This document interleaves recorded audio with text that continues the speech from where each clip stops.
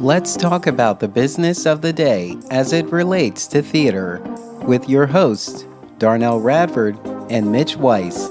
This is The Business of Theater, a working title.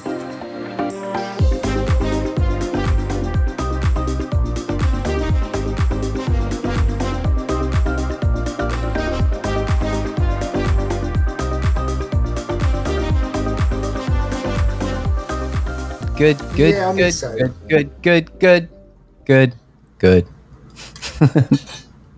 And what musical shall we write around that little ditty? I don't know. I was kind of thinking of Next to Normal when I was singing that. Oh, Gonna be yeah. good, gonna be You good, know, gonna be good. Good, gonna be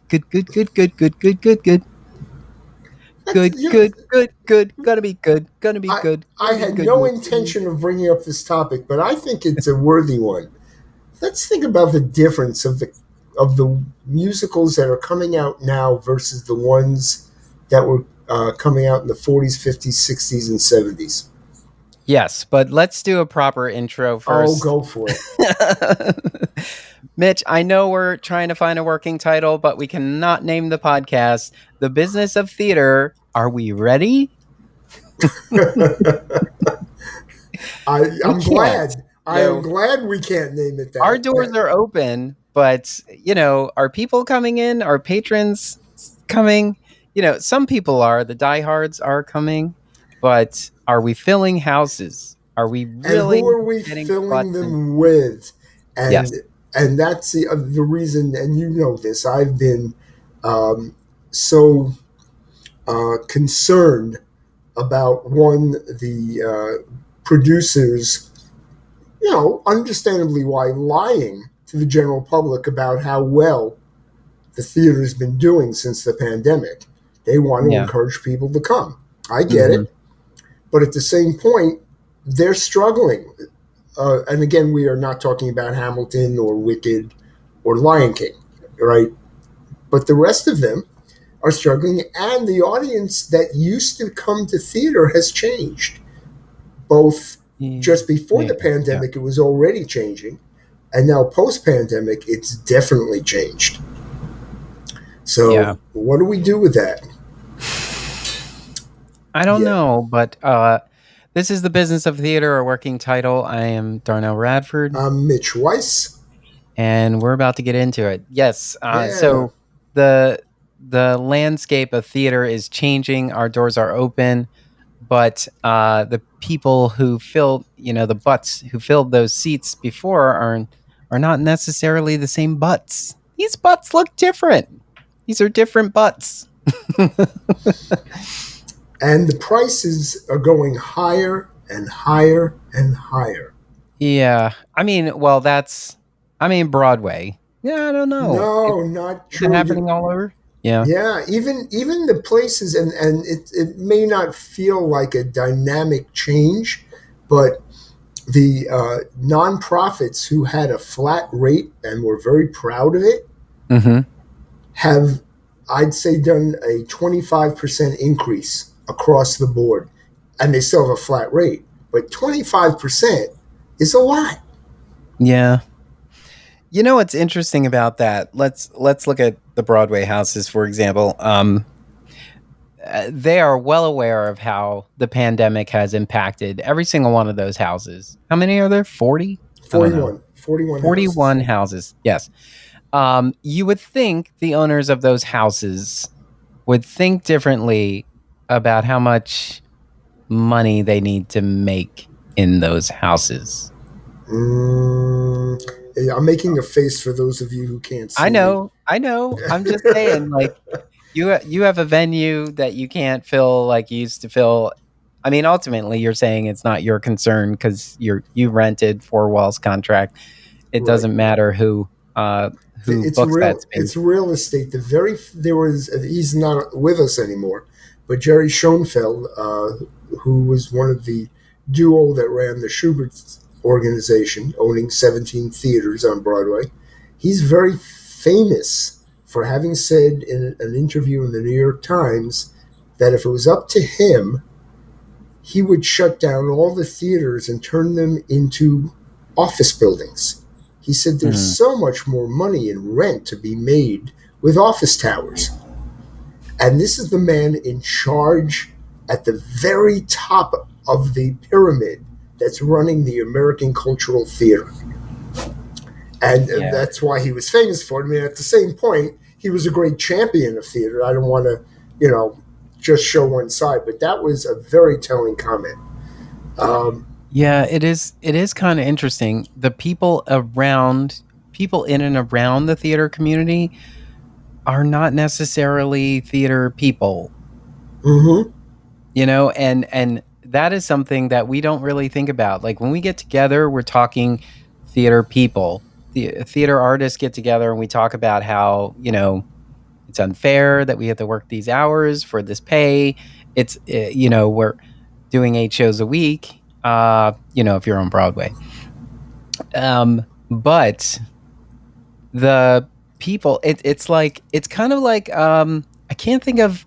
Oh, it's when a company you knew so well. It wasn't really mom and pop, but it was a company that had brand recognition, so on, and now it's owned by a hedge fund.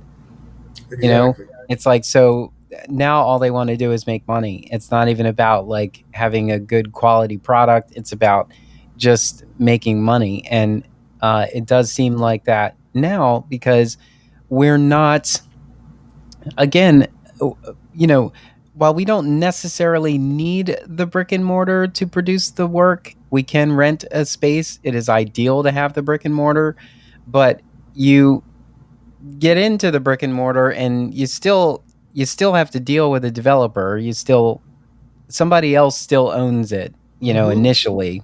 Even if you raise some money to get in the door to open the doors, you're still paying someone else who really does not appear to care about the arts. They just care about having a tenant. Well, and the argument with what you just said, and then I'll support you with it. But the first argument is that when uh, the arts are so expensive, if it costs you $20 million to put a musical on now, then they're saying the part that we're doing to support is making sure that there is enough money coming in to support the art form. And we're Hmm. the ones who are making sure that the money is there to sustain it. We don't really have government support, even though a lot of politicians claim, why are we giving money to the arts? Well, they really are giving, less than 0.0001% of 0.001% of whatever budget is there. It's very little. Yeah, Um, it's like couch yeah.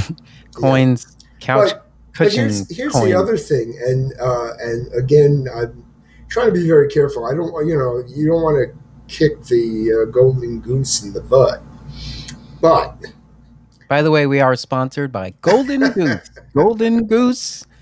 The goose is golden. please, and our theme song is, Golden goose, golden goose, golden goose.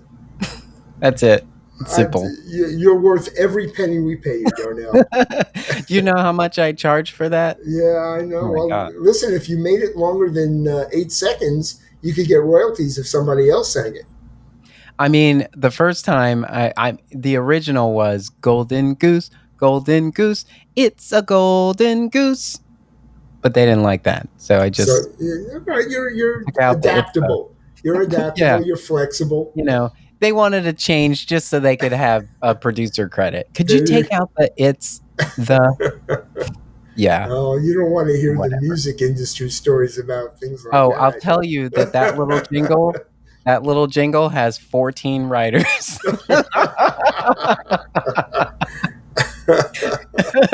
Yeah.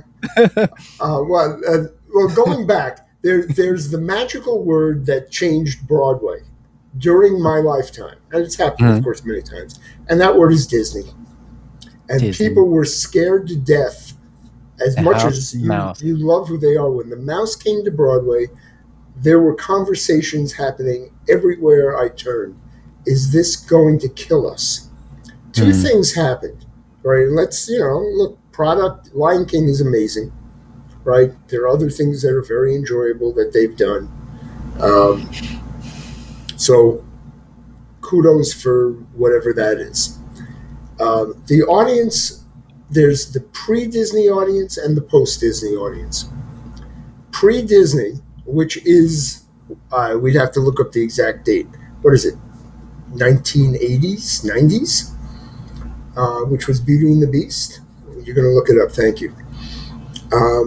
Pre that time, most shows had a local audience, meaning the tri-state area, New Jersey, Connecticut, New York, and then some tourists. 1994. There you go. Thank you. So when Disney came, they brought with them their worldwide audience. And the expectations were the sets have to be spectacular. They have to look rich. So having just a one-room living room on stage with two phenomenal actors is not a spectacular. And while, quality matters, it did come down to, if the Disney audience is going to buy a ticket, you've got to give them what they're expecting. So that was the thing that changed. Budgets for shows all of a sudden became much more expensive. And that meant we have to raise money, and that meant now we have to do revivals of things that international audiences and people from Arkansas know the names of, which is why we started doing movies and converting them into theater. So, quick history. History is important. We have to know why this stuff happened. Thanks a lot, DTP. Thanks a lot. Yeah, textbook. I mean, on the one hand, Times Square is clean. Yeah, that had nothing to do with Disney by itself. Huh? That had nothing to do with Disney by itself. That was a byproduct. Yeah. They were begged, there's no question, but it was part of a plan already in effect. And by the way, Jerry Schoenfeld, the same man who said, that he wanted to turn everything into an office tower, he was instrumental in cleaning up Times Square because he knew we're going to get the theater audiences. You have to invite the tourists and let everyone know it's safe. So I guess we have good and bad comments all over the place. Yeah. But so going back, though, the audience. Who is our audience now, Darnell? Who do you think they are? Does it have to do with a bridge or a tunnel?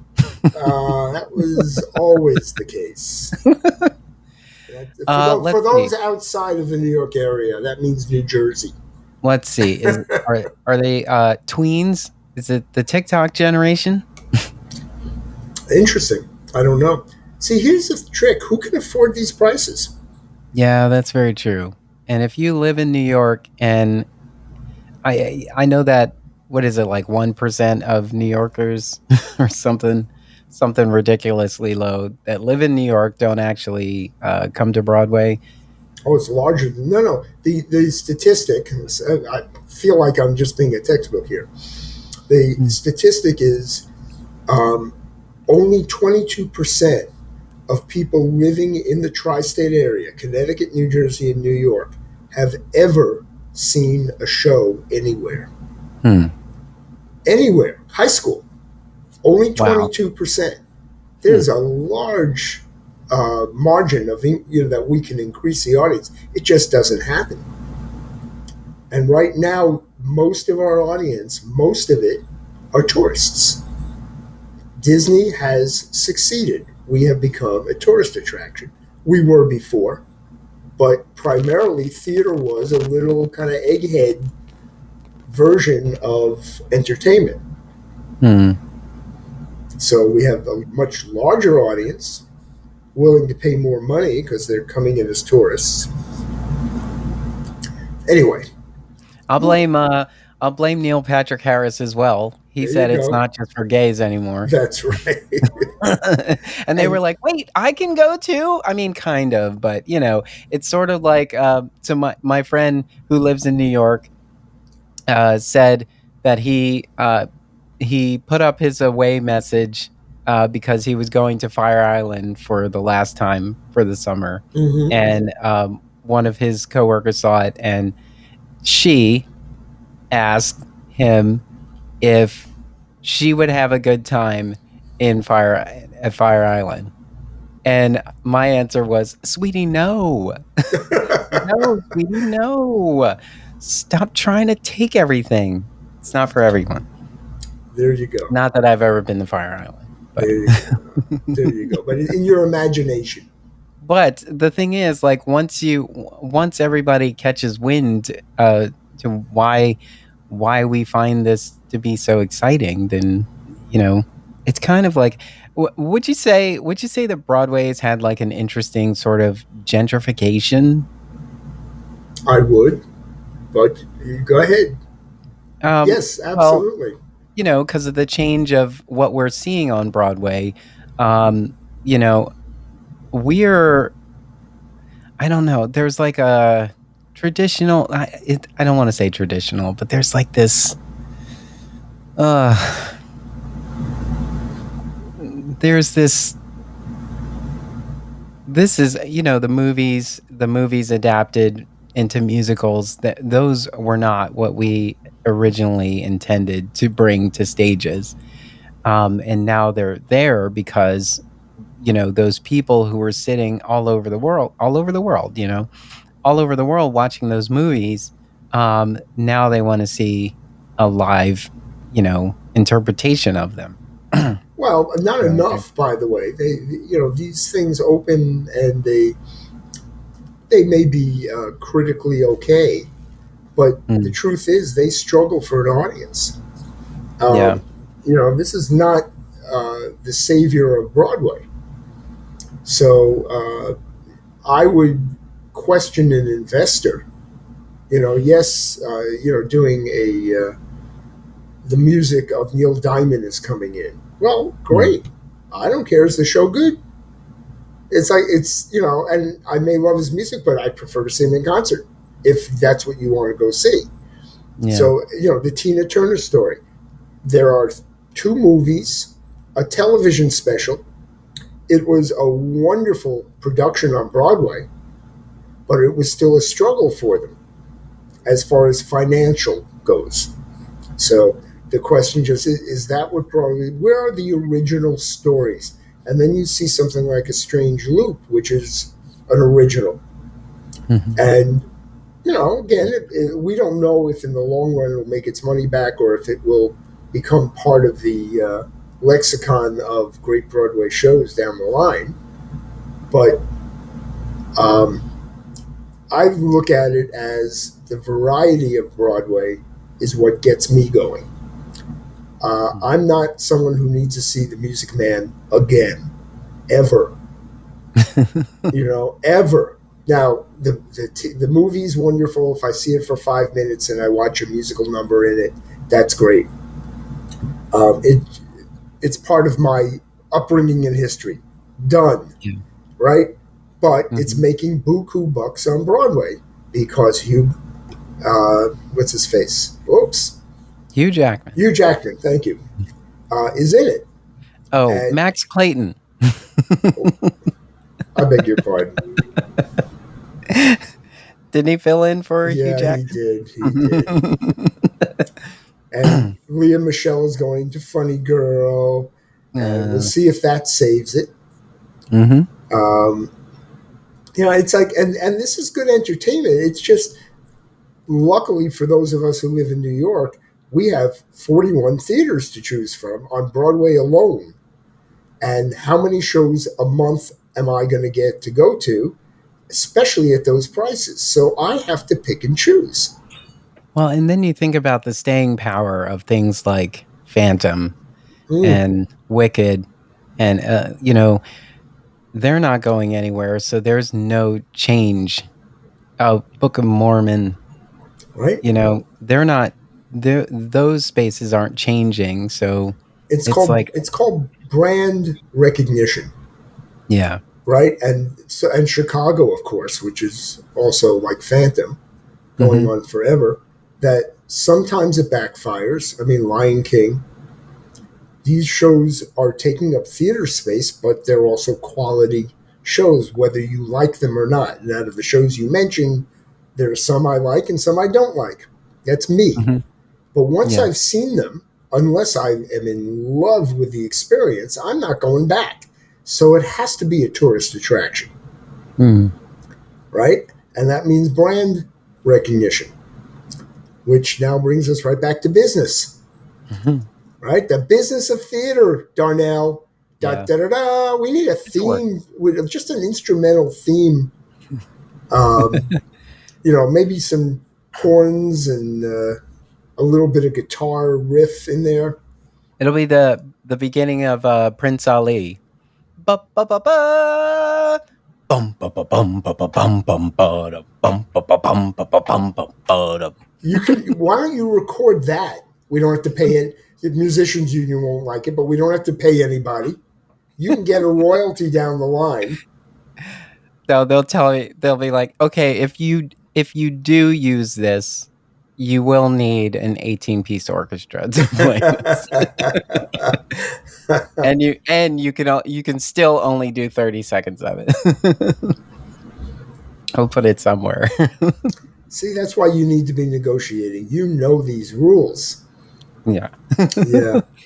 Anyway, so Um, and then you come down to and you started with Broadway.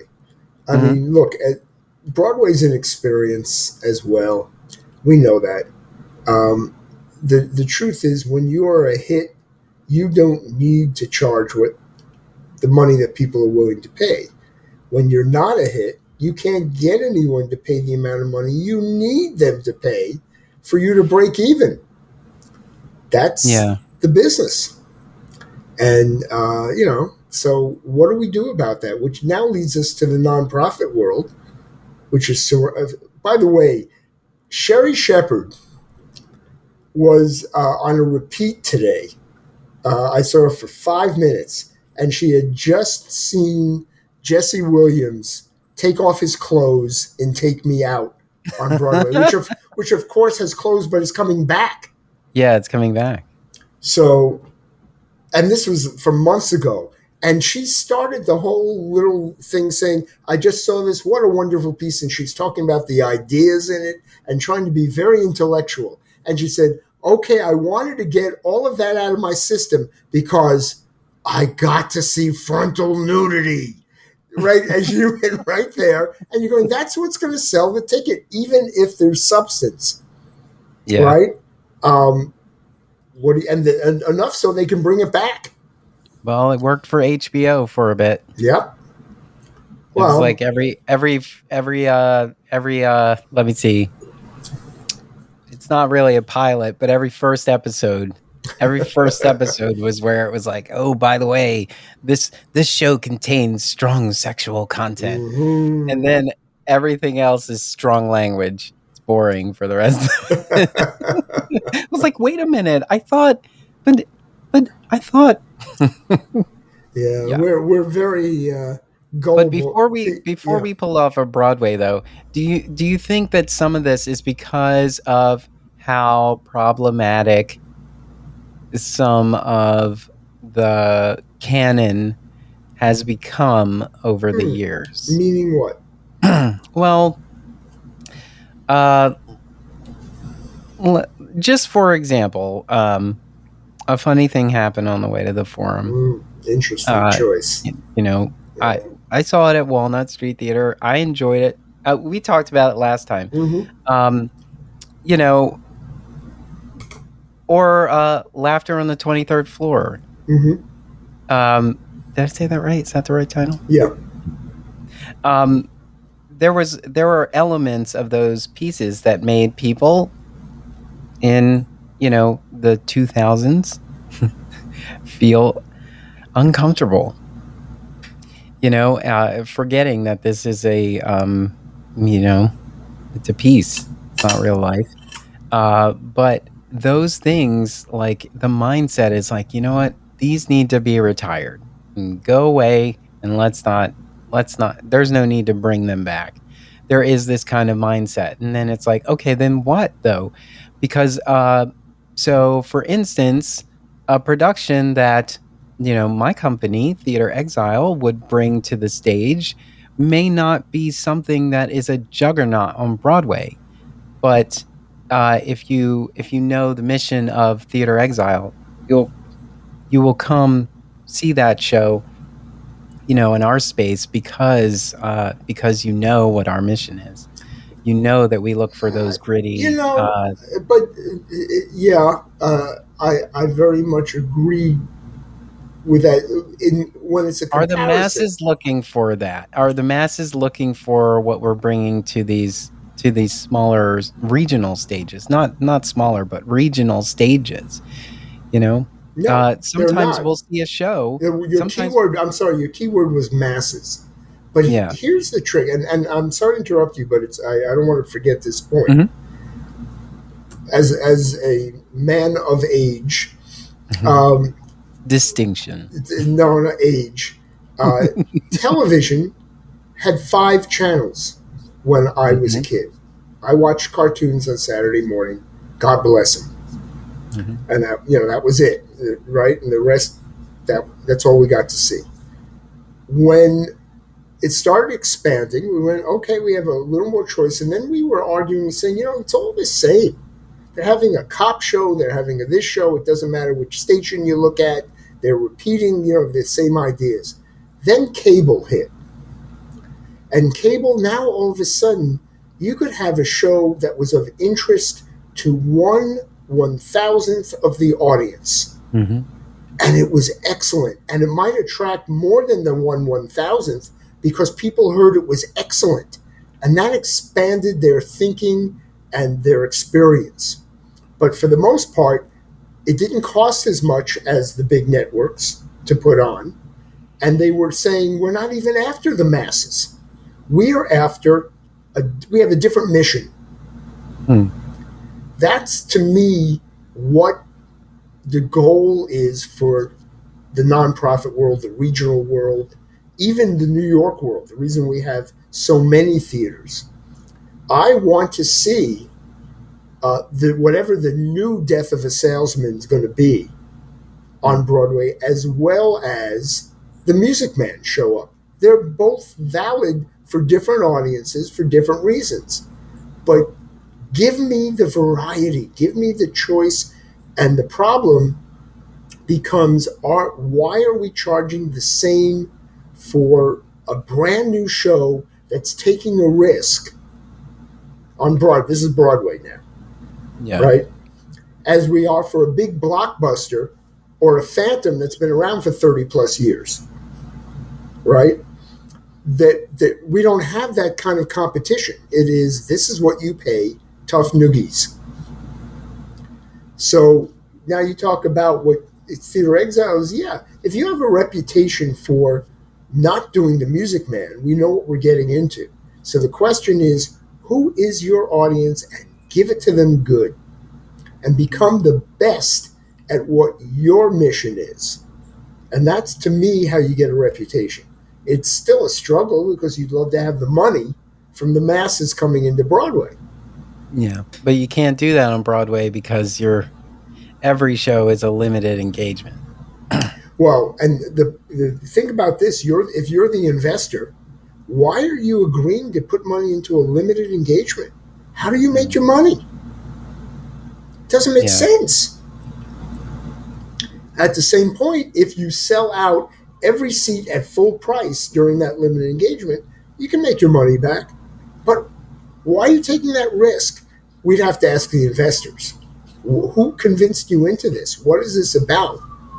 Sometimes the theater owners put money into it, saying, I want to have quality on Broadway. And by the way, I was part of one of those. We did The Grapes of Wrath back in 1990, which won the Tony Award for Best Play, even though it's based on an old movie, an old book, an old everything. But it had a giant cast, over 40 people, and it was a drama. And for a while, we were making profit every week. For a while, um, that was subsidized.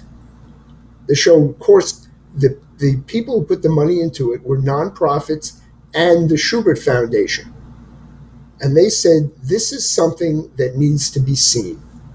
And this is what we're using our quote unquote nonprofit money for.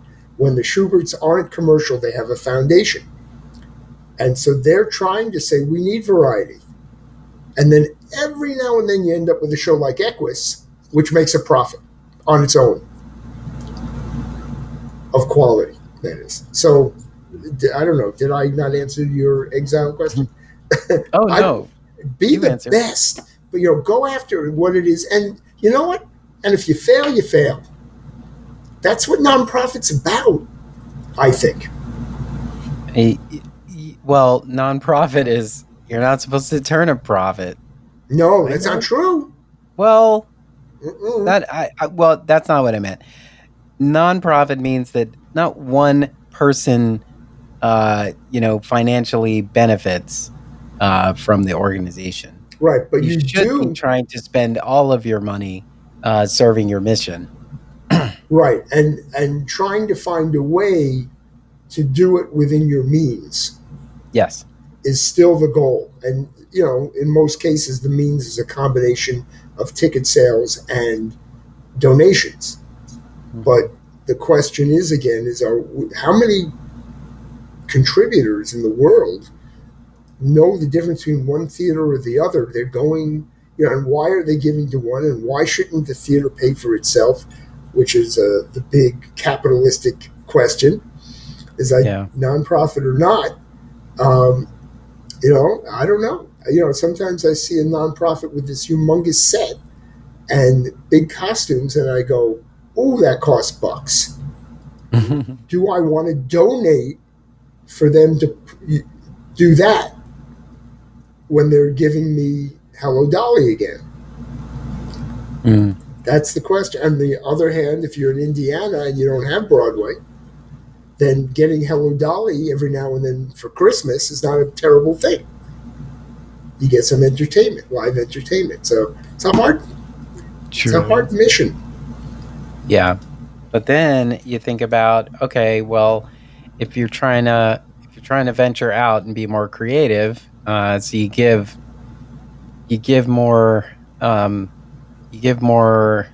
productions an opportunity to be on a stage, and then you have something like they had in Edinburgh. Which they messed up, didn't they? Jerry Sadowitz show canceled. I mean, did they not see the show? Did they not read? Well, I don't know. It's like, by the way, I'm going rogue. Going rogue. Everything we did in rehearsal, just going to throw it out. And by the way, yeah, you better explain that to the audience. Yeah. So, Edinburgh Fringe in England. Let's be clear, so they know this is not Edinburgh US. Fringe in Edinburgh, Scotland. Had a production by Jerry Sadowitz, and it was canceled after its first production, after its first run, because the content was just unacceptable. They were getting a lot of complaints from the audience. Yeah, it said in a statement, opinions such as those displayed on stage by Sadowitz are not acceptable, and the Pleasants are not prepared to be associated with such material. And it's Fringe. So how bad was it? Yeah, really. It had to be pretty bad for them to be like, well, all right. And it's a limited run, and as they always say, I mean, they talk about television and movies this way, but this is theater. You don't have to show up. You do not have to be in that audience. And while some of the things I read about what he said and did would really upset me, and I don't get upset easily, I just wouldn't go. Well, the thing is, sometimes, for instance, there's a comedian, Andrew Schultz. Mm-hmm. Um, he had a comedy special that was coming up, and the partners in it um, wanted certain jokes to be taken out of the show, Mm-hmm. and he didn't want to take them out, so they pulled the show altogether. He went on to social media, talked about the whole thing, and instead, he got the rights to his show back and sold it on his website. Made 3 times what he would have made, in that space. So it goes to show you, like, you'll find an audience. Maybe it's not for everyone, and he is a comedian. Yeah, Like, I don't really. understand what. That, And I guess that's probably the position of Sadowitz. He's a comedian as well, mm-hmm. and the people who know him know him. He's known for being an aggressive stand-up comedian. But the thing is, like, when you're attached to something else, then you're taking on all of their, you know, whatever, all of their thoughts and particulars, but and this and it's isn't, like, I don't no, know. I don't know. This isn't new. If you go back to the days of hair, the fact that there was nudity in the dark It's on Sadowitz. stage, I was saying Sandowitz. It's Sadowitz. Sadowitz. Sadowitz. Um, there were places, I know when the Broadway show Hair was going on tour, places like Omaha, Nebraska refused to let them in their theater. Mm. You know, it's and now we would think of it as the tamest nudity because it's in the dark. You barely can see, you can't see anything really, at least as it was done then. Yeah. Our standards change, and what the arts do is they push the envelope sometimes, and especially comedians. Cancel culture, which is a horrible phrase. I'm not opposed to when you insult a group of people or you seemingly on purpose, and when you say things that are intend to rile up an audience, I could see how people get upset. I still don't. We live in America where we tend to say you don't ban books, you don't ban live performances.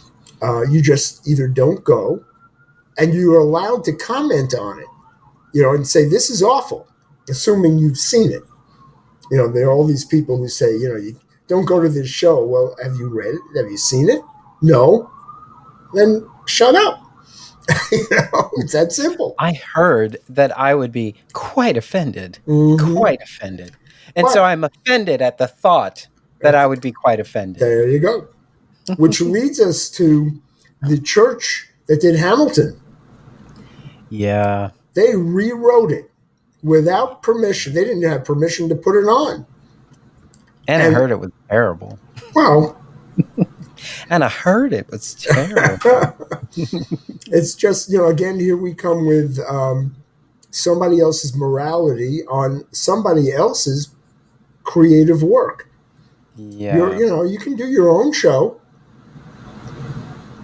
but they took something that belonged to somebody else and they rewrote it and they put it on. They didn't ask any permission. And in America, there's a thing called a copyright and a trademark. People own ideas, and it's called "We'll Sue the Effing Pants Off Ya." So I was saying, I really hope, because Hamilton clearly doesn't need that money. I Right. said, I really hope that whatever damages they get from it, that they donate it, and they are. They are. Yeah. And they're donating it because the changes in Hamilton is they took out, or I did not read it, just what I've read about it. Mm-hmm. There were certain anti-LGBT Q comments in their version of the show as a church. So Hamilton is donating all whatever the money they got from the church to the LGBTQ community in that area. Yeah, You that's know, great. making their point. But the fact that we still, we grow up supposedly being educated and we're being told that there's only one point of view. That's the part I don't remember learning that in school. And I'm sure I had some teachers who were very close minded and very reserved and conservative. They didn't teach me that there was only one point of view. I don't get Yeah, it. yeah, I don't get that either, and I always so sometimes I'll see like an article or something posted on social media, and I'll just share it without any comment, Mm-hmm. because it's like, let's discuss, or yeah, let's get some thoughts in it, because I'm not trying to take a position. I'm saying, so this is in the news. Um, and I feel like people have a hard time, or not everybody, but some people have a hard time just like understanding that there should be a conversation, there should be a dialogue about all of these things. You can't just push your view on everyone else. And I don't think, I don't know. Yeah. Um, it's hard to, like, you get into like a who's doing more or less, like liberals and conservatives, or, oh, liberals are more open-minded, conservatives are more closed-minded, and like it's none of that is necessary. It's really just, what do you think? What are your thoughts? Let's Mm-hmm. hear them, because there may be some value in the conservative viewpoint. There may also be value in the liberal viewpoint. And the whole point of all of it is to find some common ground, is to meet somewhere in the middle. It's like, well, I don't completely agree with that, but I totally understand this. I don't completely agree with that, but I totally understand this. People just forget that. Nope, nope. My opinion, me and my broke, starving artist friends, our opinions are the only ones that matter, and anything Mm-hmm. else that you might say is unacceptable. Yeah. Um, you know, I mean, not to harp on broke starving artists. I'm sorry. If you starve, if you're starving, reach out. We Yeah. always have food on the table. Yes, and well, something. It's that's not a joke. Let's remind everyone that the Actors Fund, which is not just for actors, and of course have changed their names now. It's the entertainment community, right? Yeah. Fund, the entertainment community fund. They changed their name. There is no reason if you are in the arts that you should not be able to find free healthcare, free food, free housing, an education to change your career. You can learn computers, typing. They offer this stuff, and they do it without paperwork. I mean, yeah, you have to sign your name to something, but you go in and you talk to them, and they're in LA, and they're in New York, and they're in Chicago. If you're in the middle of, again, keep going, Alabama or Indiana or somewhere, yeah, it's going to be harder, but Mhm. it's a wonderful, wonderful organization. Speaking of which, we might as well advertise. Every last week in September on a Sunday, there's the Broadway Flea Market, Mhm. which raises money for Broadway Cares Equity Fights AIDS / the Actors Fund, which is how they're able to provide all this help for people in the arts who have fallen on bad times. These aren't, as so many people think when you ask for help, it's because you're a failure. These are not failures. Nope. We just went through a pandemic. There are people Oh who are yeah. having a hard time. And yeah, absolutely. And if you just observe from afar, and you paint everybody with the same brush, Mm-hmm. then you won't get the nuance of it. Yeah, there's so many reasons. Like, I was talking about how there were so many artists that I remembered seeing around, like remembered seeing on stages and seeing out in the community, who, for family reasons, had to go back home and be there with family, take care of family, and you know pulled away from the business, or got into and had an accident and had a long time rehabilitation and really hard to get back on track. It's not perfect out. The world isn't perfect, you know, and so everybody needs support Yeah. in many different ways. So we shouldn't begrudge anybody for needing any kind of support. And this is a little off that topic, but relates to everything else we've been talking about. In Seattle, an entire board of directors and executive staff all turned in their resignation at once on Hmm. purpose, not because they were angry, but they said, we can't come to terms with how we move forward into our new normal. We need new blood. So everybody, you can reapply, but right now we are starting from scratch. So my question to you, Darnell, and it's not, I mean this very seriously. Do you think the quote unquote younger generation is going to create something better than what's already running, or are they just going to give it some energy and we're going to end up with the same system?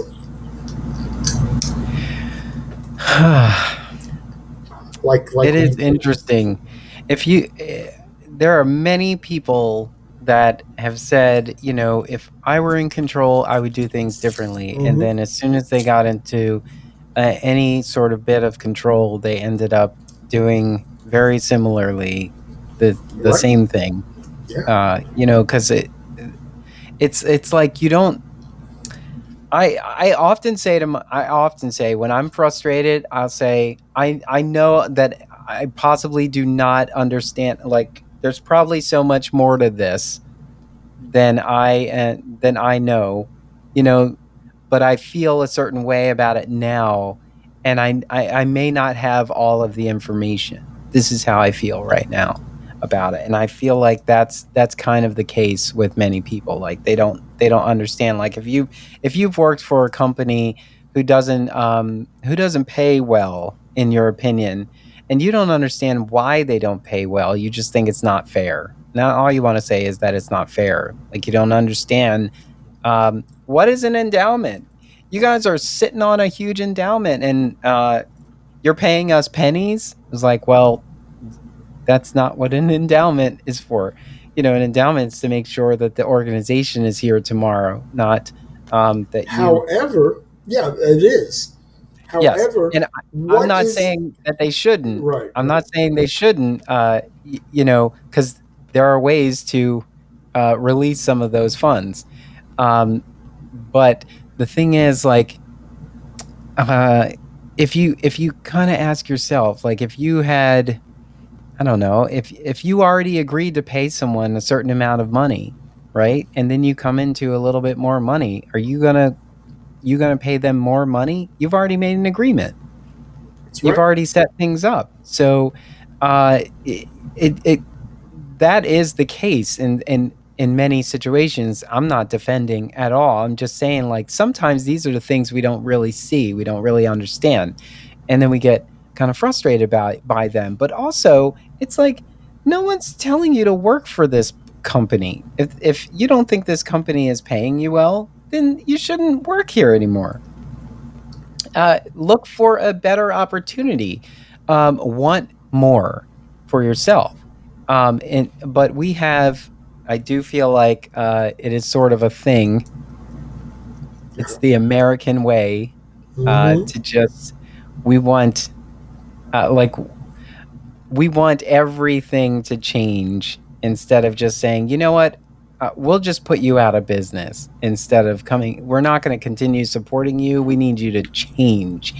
And some of this, there's a some of that is valuable, but sometimes we have to see, like I'm not trying to change whoever I would consider to be a stuffy white, sort of blue hair centered theater company. I'm not trying to get them to infuse diversity. I'm realizing that they don't have the diversity I'm looking for, and I'll go find it somewhere else or go create it, you know? But sometimes we see that and then we harp on this company like we don't understand why they are operating the way they are. Like if you're a company that had 10, there were like, if you had collaborators that you've worked with over the years and you all trust each other, you can all read each other very well, and you want to work with them, you keep working with them.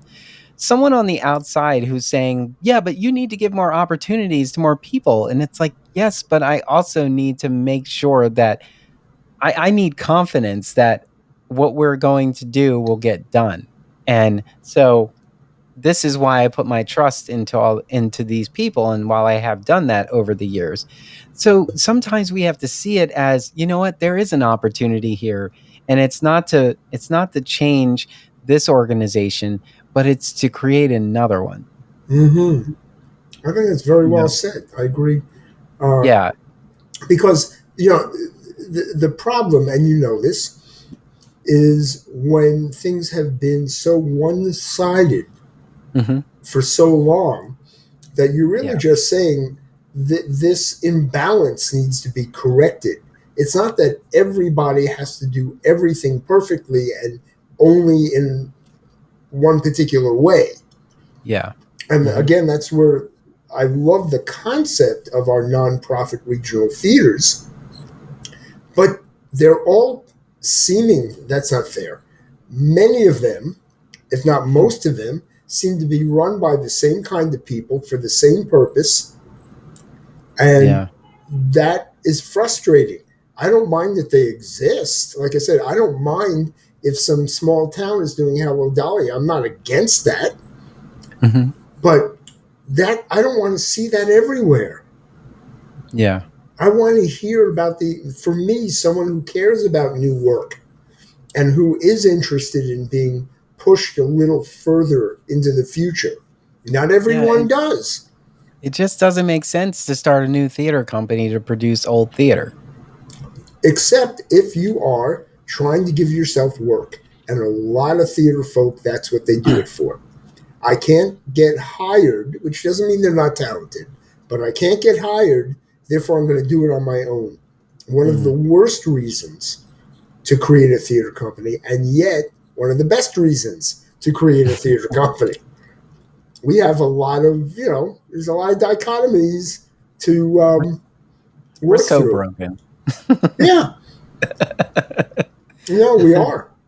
At the same point, like I said, variety tells me the system's working. Financially, you and I know that the variety on Broadway is not. Because the system works. Oh The god, system called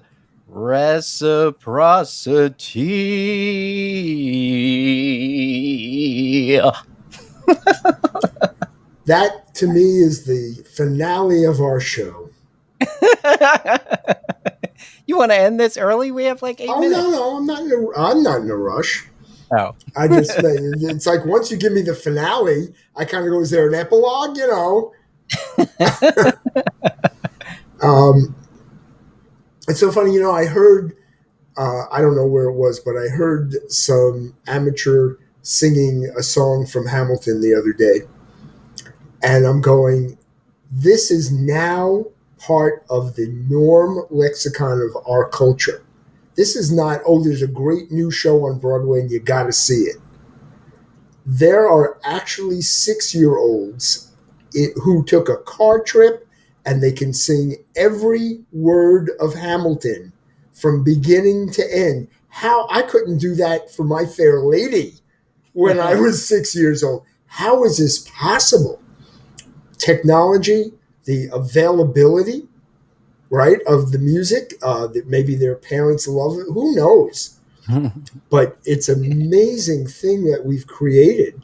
Um, it's still tricky. By the way, I have visited two new, newly created small theaters in New York City. By that I mean venues, not theater companies. Hmm. So they're renting.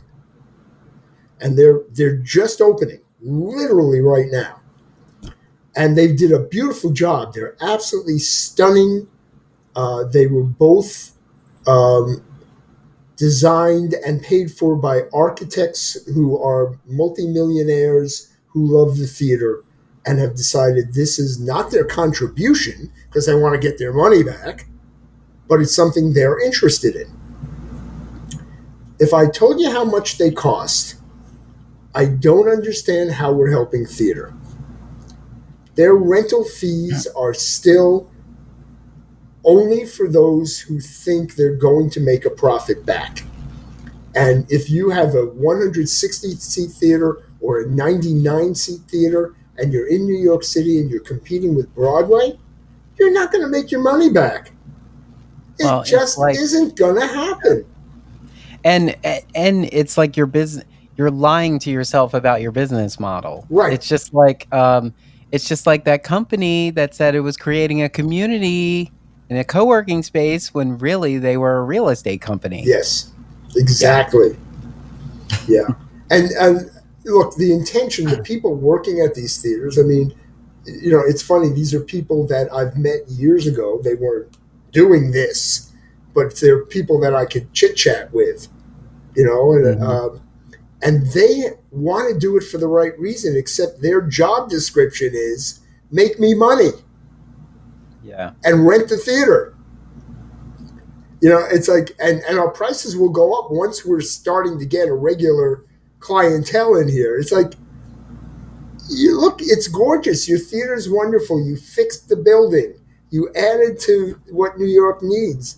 But what we need is something that only a nonprofit that has space can give. Free or next to free space during the time that they're not using it. I mean, it seems like the nonprofit needs to be the owner of the space, and that's it. Yes. Well, yeah. But again, then their problem is how do we pay our rent or our mortgage? So it comes down to money again. So well, I know, but yeah, but if you're in business to make sure this facility exists, and it's also tough too because you can get funding for a specific production, but you can't get funding for operating. Like it's hard to get funding for operating. So this is what creates this. Yeah. It's like you still have to find a way to keep the lights on in this place. It's like I worked for a company before in the past that was able to get the funding for a show that was coming up in the spring, but they couldn't keep the lights on. So it's like, if you can figure that out, it's like, well, we can't use this money. No. Well, and that's a great deal of the problem of both government foundation and individual donations. If that's your business model, yeah, and then you hit an economic downturn or a recession, or you hit a pandemic, or you personally, as the contributor, have family health issues, or just want to buy your seventh house in Europe. The theater loses. And just because you get money from the government or a donor one year, there is this assumption by a lot of nonprofits, our job is to keep it coming every year. Well, then really the theater belongs to that donor, right? You're not doing the work. All you're doing is getting someone who knows how to write a grant proposal. Especially if only to get that money again, you have to then have a lavish event. That's it. That Thank is you, a huge percentage of that money, right? Just to ensure that you get that money again. Now your mission is my mission is let's get the contributor and make the contributors happy so they continue to give us money. That's not supposed to be your mission. No. And I don't think people want that to be their mission. It's where it ends up, and you want to build. Every theater wants to grow. So you start out and you're saying, hey, we're able to do 3 shows this year. We have enough money to do it. My uncle is giving us most of the money, and ticket sales will cover the rest. And you go, well, if I'm going to be here in the third year, I better have more than my uncle. So now you start building, but you're not building your art, you're building your donor base. It's a whole different mission. And that's why you need a 3 to 5 year plan. Yeah, well, or a 15-year plan if you can create it. Yeah. In order to know where you're going. Otherwise, you're just trying to make it. Which is, by the way, the same thing if you're opening a Hallmark card store or a Gap, which means that we're really talking about how different is nonprofit from the capitalistic commercial world. And is it supposed to be different? And of course, I've said this 1,200 times. I think it's supposed to be different. Yeah. And then I feel, we both know this. The more writers I meet and work with who are talented, and there are plenty of untalented writers out there, don't get me wrong, but how do we know the difference if they don't get to see their work done, even if it's just a reading? If they can't know that, hey, I've written this draft, it's finished, I don't have any money because I work at my uncle's pharmacy. Do I have to become a nonprofit in order to just get my own work seen to find out it's not good enough yet and that I have to spend another year or 2 or 3 or 4 fixing it? Assuming they have talent to start with. What kind of a system have we created? I don't know. And what we end up with on Broadway, forgive me, I'm going to use things that I like. We end up with a Tina, which is somebody else's story. We end up with Mrs. Doubtfire, which I thoroughly enjoyed, right? But these are not the people who come up with original concepts and ideas. They don't get there. So, God bless exile, if that's, the mission, and hopefully we find more and more of them. New York is very tourist-based. We know that. And we used to have, again, in the days before Disney, there were a lot of rundown venues in Manhattan that could be rented to put on your show that were dirt cheap. It still cost money, but they were dirt cheap. Now, I'd say 90% of them are office buildings, and there is no space. So maybe, as a suggestion, if you're a law firm and you have a beautiful conference room, why not offer it to a theater company or a group of people doing theater to use as a reading? They sit around the table and they read the script to each other. It's free space. That's a great idea. Here at the law offices of Random Any Guy LLP, we pride ourselves on making our conference room accessible to the arts community. Well, we should do that. Yes, we should. But what we should do now is wrap it up. Go ahead. New song?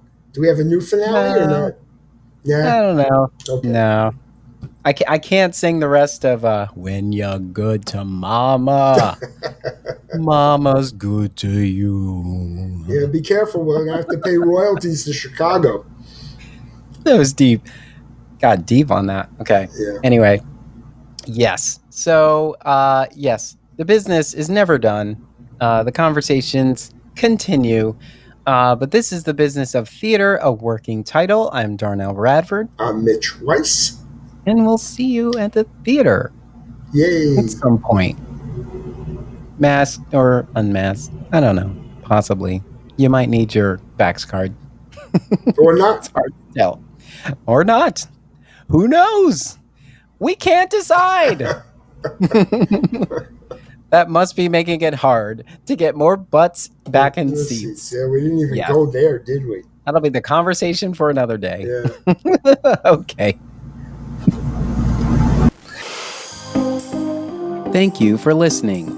Tune in next time for another episode of The Business of Theater, a working title, with Darnell Radford and Mitch Weiss.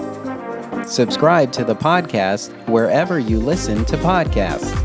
Share the podcast with a friend, colleague, or give us some social media love. This podcast is an Emory production. Visit us online at em3ry.com/TBOT. Follow us on Facebook, Twitter, and Instagram at EM3RYOTM.